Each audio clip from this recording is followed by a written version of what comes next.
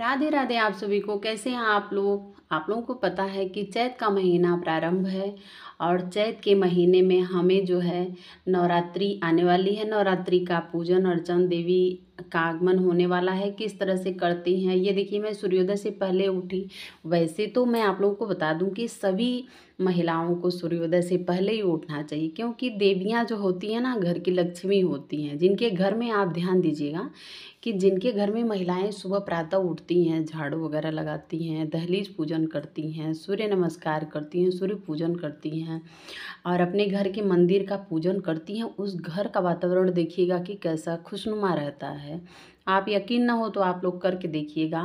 और मैं ये सबसे रिक्वेस्ट करती हूँ प्रत्येक महिलाओं से कि जिसके घर में परिवार है, अपने परिवार की रक्षा के लिए ये चीज़ बहुत ज़रूरी होता है महिलाओं को।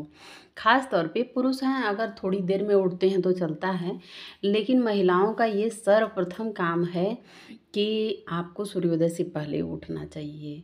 और बहुत अच्छा रहता है। ये समझिए कि बहुत अच्छा रहता है, हमारा जीवन बदल जाता है और उसमें भी हम भगवान का पूजन अर्चन करते हैं। और अगर हमारे पास टाइम है तो हम मंत्रों का जाप कर सकते हैं, पूजन अर्चन करते हैं, भोजन करते हैं। उसमें भी घर में जितने, और एक चीज़ आप लोगों को बता दूं कि अगर आप जल्दी उठते हैं तो आपका घर का काम इतने टाइमली से होता है कि पूछिए मत। बहुत ही जल्दी काम ख़त्म हो जाता है। तो इसलिए जल्दी उठना चाहिए। जल्दी उठने के अपने सारे काम जो है टाइम से, समय का सदुपयोग करना चाहिए हर प्राणी को। समय का सदुपयोग करेंगे तो बहुत अच्छे से आपके जीवन का निर्वाह होगा। ये कोई ज़रूरी नहीं हम बहुत ज़्यादा अमीर हैं, बहुत ज़्यादा गरीब हैं। फ़र्क ये रहता है कि हमारा रहन सहन, हमारा वातावरण कैसा होना चाहिए। तो सुबह मैं जल्दी उठी हूँ और उठने के बाद देखिए भगवान के मंदिर में आई, सभी भगवान को स्नान करवाया, पूजन की। और करने के बाद नवरात्रि आने वाली है, माता जी का आगमन होने वाला है, तो आप लोग भी तैयारी करते होंगे।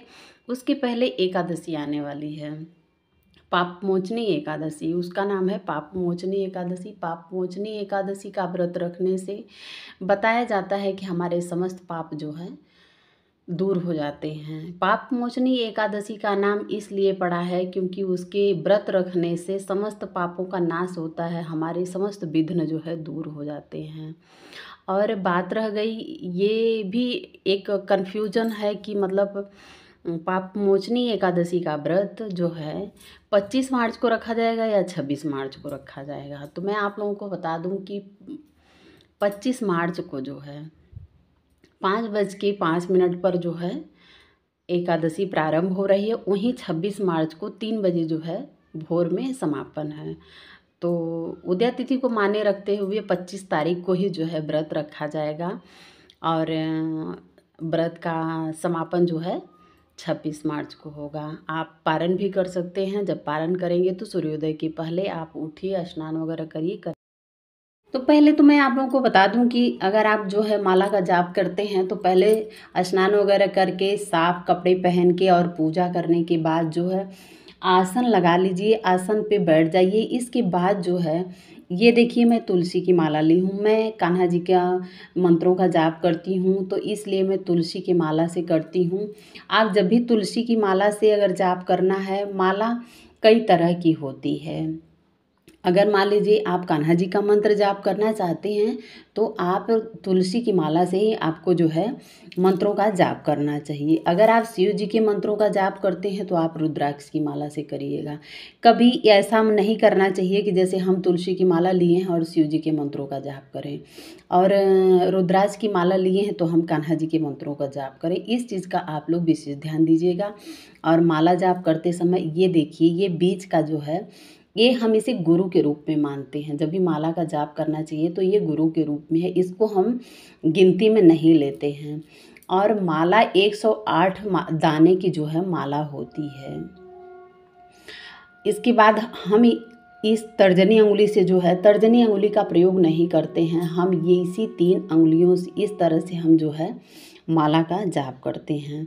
तो इस तरह से हम ये जो दाना है, इस दाने को हम प्रयोग में नहीं लेते हैं, हम यहाँ से माला का जाप शुरू करते हैं। जैसे मान लीजिए आप राम का जाप कर रहे हैं, या राधा का जाप कर रहे हैं तो यहाँ से आप राम राम राम राम राम राम इस तरह से आप जो है जाप कर सकते हैं।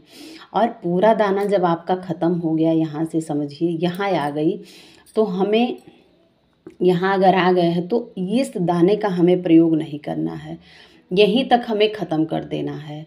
ये जो आप दाना नीचे वाला देख रहे हैं, यही दाना जो है तुलसी का यहीं ख़त्म कर देना है। और फिर इसके बाद अगर मान लीजिए आप दूसरी बार दूसरे माला का जाप करना चाहते हैं तो आप यहीं से जो है फिर शुरू कर सकते हैं इधर से। लेकिन इस दाने से जो है इसका गिनती नहीं करते हैं, इस दाने का गिनती नहीं। तुलसी की माला से ही आपको जो है मंत्रों का जाप करना चाहिए। अगर आप शिव जी के मंत्रों का जाप करते हैं तो आप रुद्राक्ष की माला से करिएगा। कभी ऐसा नहीं करना चाहिए कि जैसे हम तुलसी की माला लिए हैं और शिव जी के मंत्रों का जाप करें, और रुद्राक्ष की माला लिए हैं तो हम कान्हा जी के मंत्रों का जाप करें। इस चीज़ का आप लोग विशेष ध्यान दीजिएगा। और माला जाप कर ही प्रयोग करना ही हमारे जीवन का मुख्य लक्ष्य होता है। जानते हैं कि छोटी छोटी बातों की जानकारी हमारे जीवन में हमें बहुत ज़्यादा खुशहाली प्रदान करती है। तो इस तरह से ये देखिए तुलसी की माला है। तुलसी की माला जो है हमेशा और मैं आप लोगों को एक चीज़ बता दूं कि जो माला हम माला से जाप करते हैं उस माला को हम गले में धारण नहीं करते हैं। अगर आप गले में धारण करती हैं तो इस माला से आपको मंत्रों का जाप नहीं करना चाहिए। एक चीज़ का और आप लोग ध्यान दीजिएगा। तो जानकारी अगर पसंद आए तो हमारे चैनल को लाइक करें, शेयर करें, सब्सक्राइब करें, बेल आइकन के प्रेस को ज़रूर टच करें ताकि जो भी जानकारी मैं वीडियो में अपलोड करती हूँ आप लोगों तक उसका नोटिफिकेशन ज़रूर पहुँचे। राधे राधे, मिलते हैं नेक्स्ट वीडियो में एक नई जानकारी के साथ।